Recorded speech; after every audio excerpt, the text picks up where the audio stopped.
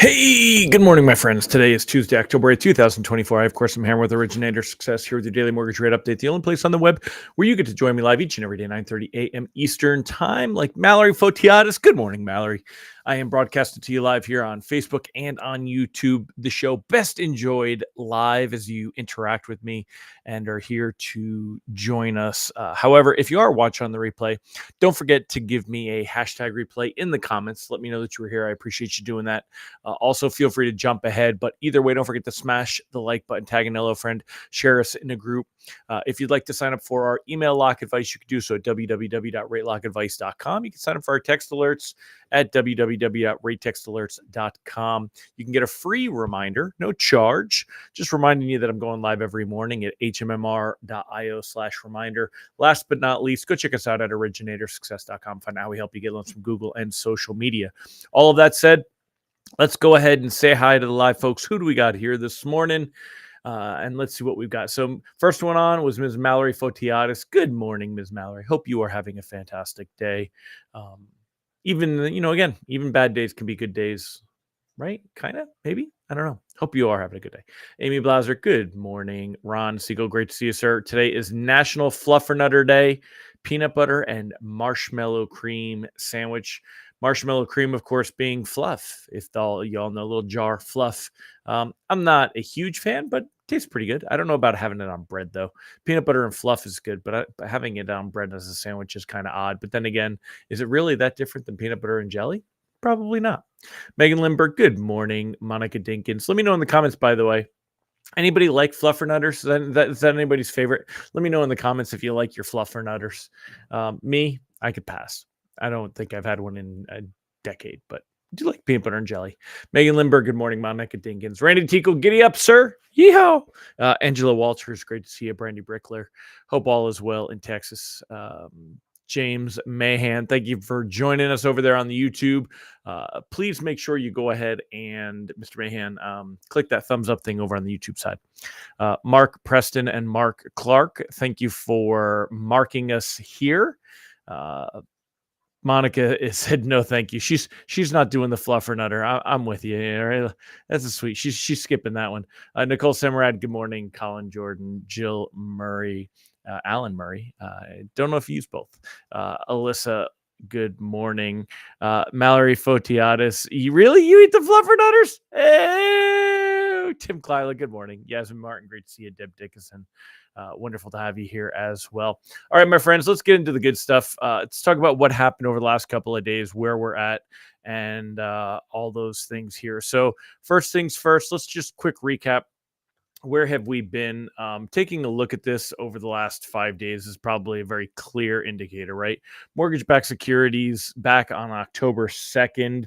It seems so long ago, less than a week ago, 101.25. We were having the grand time of our lives compared to where we're at today, 100.30. We're down about 100 basis points in 5 days. What does that actually look like on a rate sheet? Well, it beats the living crap out of a rate sheet. On the second, we were back down around 6.25, maybe even 6 1/8. Now we're back up to 6 5/8. We've seen a half-point jump in rates. That was a real smack in the ass for me, not going to lie. We saw some worsening as we headed into it, but it was really, of course, Friday's jobs data right here at 8:20 a.m., 100.93, at 8:30, 100.50. And on Monday, it got worse than that, bringing us all the way down to where we're at today, around 100.34. Of course, that very negative reaction to the jobs data. Why? Well, because we saw about 250,000 jobs created when expectations were for about 150,000 jobs created, and nobody forecast that we would see anywhere near the strength in the labor report that we saw. We saw unemployment tick lower. Now there's argument about was this data legit? Has it been handicapped? The election coming up, we know we'll see revisions. But one thing to note is they revised the previous report up, I think by 70,000 jobs. I mean, there were big revisions, big things going on here. I'm not going to spend a lot of time on the legitimacy of the data because the data is there. It's the data that we have, and the markets reacted to it accordingly. What we saw happen, the big change, of course, that made a big difference was that we saw the expectation of Fed rate cuts just totally pivot. Remember, a week ago, there was an expectation right here. It was almost 40% that we would see not just a quarter point rate cut, but a half a point rate cut. The total expectation, a week ago was 40% that we would see a quarter point or a half point rate cut, and about 60% that we would see a quarter point cut. The look at that today with the new dark blue lines, and it's an 85% expectation that we'll see a quarter point cut, and an outlier of about 15% that say maybe we'll see no cut at all in November. So market, it's this pivot here, and of course the expectation for the end of the year, and how those change. It's the outlook over the Fed rate cuts that have totally made a difference for us, and totally put us in the doghouse with rates. So rate sheets today, though, should be similar to yesterday, maybe slightly worse. Once again, just taking a look at what this looks like. When we look at the number for the day, we're down about 9 basis points this morning. Yesterday, I'm going to put this on 2 days so we can kind of pull this up, right? Yesterday was a lot of bouncing around, but we really ended the day a little bit better than where we were at the beginning of the day. So it was like, okay, maybe we're seeing it, and then this morning we've seen it just continue to sell off. So it's getting us worse, and that's why reprice risk on the day is moderate. There's no economic data coming out today. We do have a couple of Fed speakers. I know Bostic is out there. I forget the other one. There's a 3-year Treasury auction at 1 p.m. Eastern. None of those really should affect rate sheets, even with the Fed members. But with markets being as unstable as they are at the moment, bonds are way oversold, but they could get worse. I mean, look at how oversold we are. We have seen some tremendous moves lower here. Let me go back to full screen. I want to show you guys some couple of things here.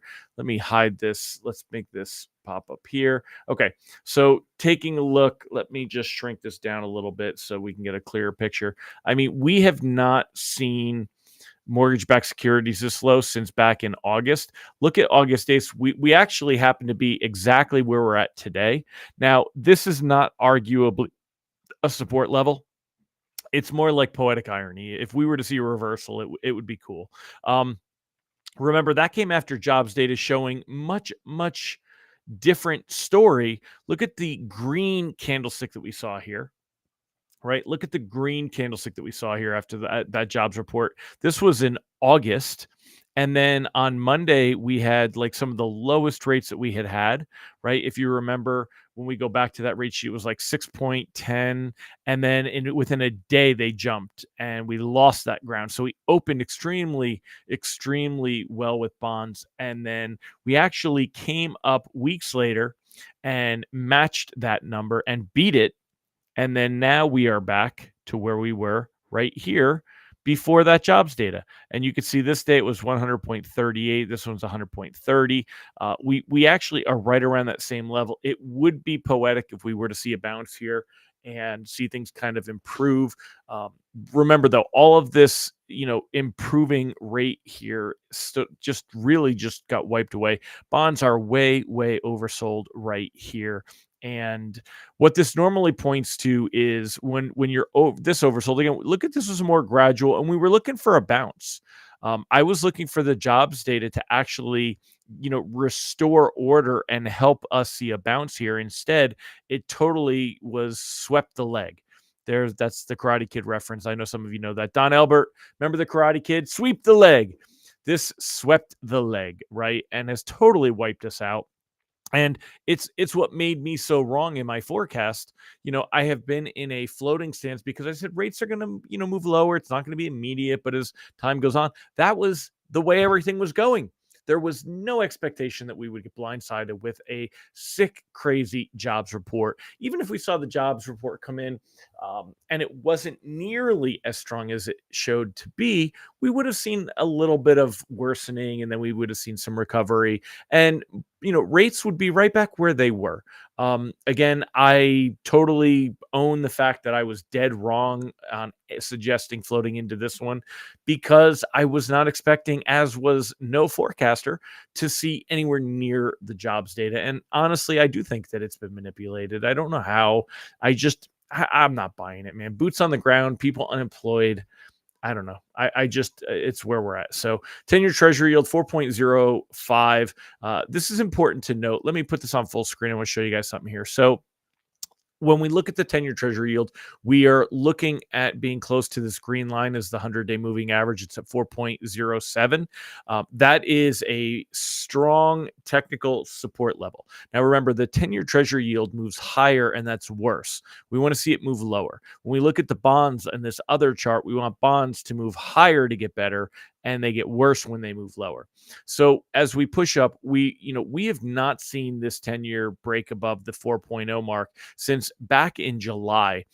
July 30th, 4.03. And then in August, it dropped below 4. And it has been below 4 since August, all of September. For 2 months, we've been below 4. And yet, all of a sudden, some jobs data took us from, again, looked like we would be ready to see some kind of a rebound from the 50-day moving average. Jobs data would have come in a little bit better, would have pushed it back down. Life would have been good. Instead, it sent things soaring. We went from closing at 3.85 to 4.05. We've gone up 20 basis points in 10-year treasury yield since Thursday. It's just too much, too ridiculous. Notice when you see these big kind of moves like this, we saw something here and then it rebounds. We are looking to find the cap to this, but we got to wait until markets stop seeing their. And, Ron brings up a very good point. It was manipulated by the largest seasonal adjustment since 2002. Why would they do an abnormal seasonal adjustment? Dude, I don't disagree. I don't know if it was coordinated. I don't know if it is just rogue people in a department that want things to happen and want info. I don't know. And they're strong accusations, but come on, man. I mean, it just doesn't make sense. The numbers don't match. People that are a lot smarter than me, like Danielle DiMartino Booth, they've seen it all and talked about it all, and it just isn't there. So, what it did do is it kicked me in the ass and put egg on my face for, I've been very, very strongly out there saying that we were going to see,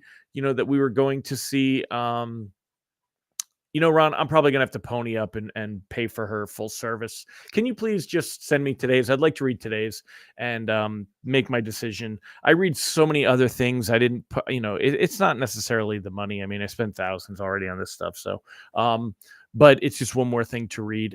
If you would send it over, I'd appreciate it. But yeah, I mean, again, I own my mistakes, and I have been saying that rates should be creeping lower over time. The idea was that we were going to see, we're going to see Fed rate cuts. The Fed could have done a quarter point cut. Instead, they did a half a point cut in September.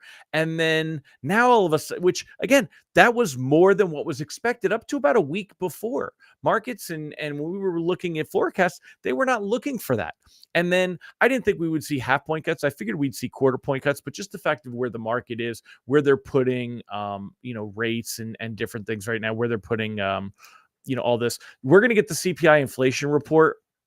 And I don't think, unless it were to come in like super, super amazingly low, I don't think that it's going to give us much of a turnaround. I think that we're going to see things holding at this level. Let me pop the screen back on.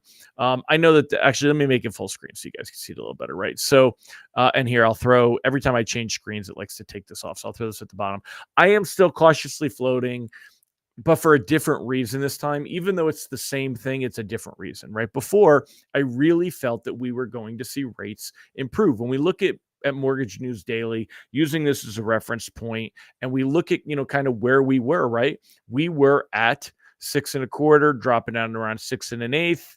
Then we pushed back up to around 6.25. And I said, hey, we're going to see things continue to drip back down. All of a sudden, since that jobs data came out, the third was Thursday, we were at 6.25. We really hadn't, look at this, 20, 24, 20, 25, 26, and then bang.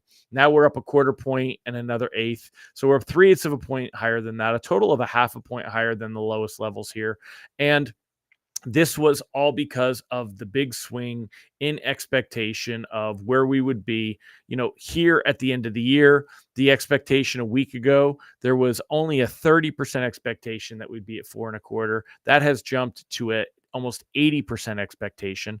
The big expectation of markets a week ago was 50% that we would be at 4% Fed funds rate.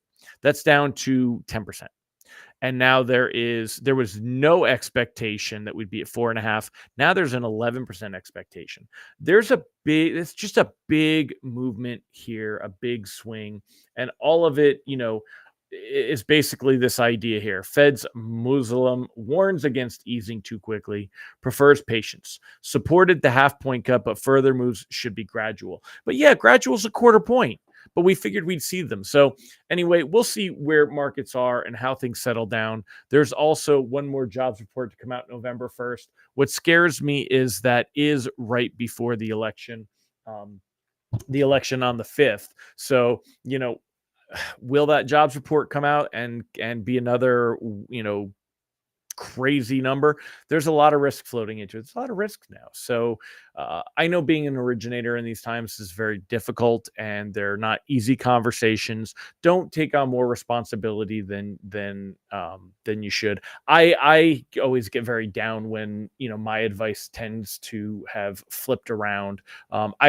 I don't tend to weave between it or wishy-wash. I commit to things, because how are you going to get advice if I'm always like, well, I can argue that I said anything closing near term, that it was a gamble going into the data, and you might want to consider locking it. But I only said that for loans closing near term, and for loans that were 30 days, I don't think we're going to go back to where we were in 30 days. Again, just pulling this up so you guys have this on the screen. And, we were at 6.25. I don't think we're going to drop back down to 6.25 by the next jobs report. I don't think that's going to happen. I think these rates are going to stick around for a while. We're going to be at the 6.5, 6.58. The good news is we're not pushing up into the 7s yet, but it still sucks. This sucks. Ron said, do voters care about a jobs report? If they have a job, it's good. If they're unemployed, it's bad. I don't disagree, my man. Here, let me pop this on and we'll do it over here. I don't disagree at all. James Mahan asked, will there be a revision to this jobs report later? Not later this month, James. They'll send the revision out when they release the next one on November 1st. So November 1st, we'll get October's data, and there'll be revisions to the 2 months before, and we'll see that number, be done there. Good morning, Mr. Jerry Vila. Ron Siegel said credit card debt accounts for 56% of total consumer loans, highlighting household financial strain. Absolutely. People don't have it. It's just the bottom line. And Ron said, hey, thanks. And I appreciate that, Ron. Thanks for taking a stand. It really hurts when one sits on the fences. Yeah, and again, listen, I get them right a hell of a lot more than I get them wrong. This one came from left field. It's like being snuck up on and sucker punched. We got sucker punched with Friday's jobs data. I question the legitimacy of it. I don't think there was no expectation. Worst case scenario, it would have come in a little bit higher. Just the fact that unemployment dropped, that all the jobs, all of it was fluff. It really just doesn't feel right. But the bottom line, markets have reacted to it accordingly. We've seen the pivot. Now we've got what we've got. You've got some painful conversations. We are going to see rates move lower eventually. It's not going to happen that quickly, and it's not going to happen that soon, especially if we go into these quarter point rate cuts with the Fed. We're not going to see big mortgage rate reactions to those unless we get more data that shows the labor market is back to soft, or that the economy is losing. Right now, the headlines, they're not calling it a soft landing. They're calling it no landing. And remember, we went from expectations of we're going to be driven into a huge recession to, okay, it looks like the Fed may pull off a soft landing, to ho-hum, nothing's changing. So anyway, that's it for today, y'all. I got to jump on a meeting at 10 o'clock, so let me wrap it up. Thank you again for joining me. Appreciate y'all being here. I will see you guys tomorrow. Tomorrow, we still won't have a lot of data. The CPI data comes out on Thursday. It'll be a little more interesting. Tomorrow will be a little bit shorter. I'm not going to keep recapping the same thing, but wanted to go over the last couple of days. So anyway, my friends, I will see y'all tomorrow.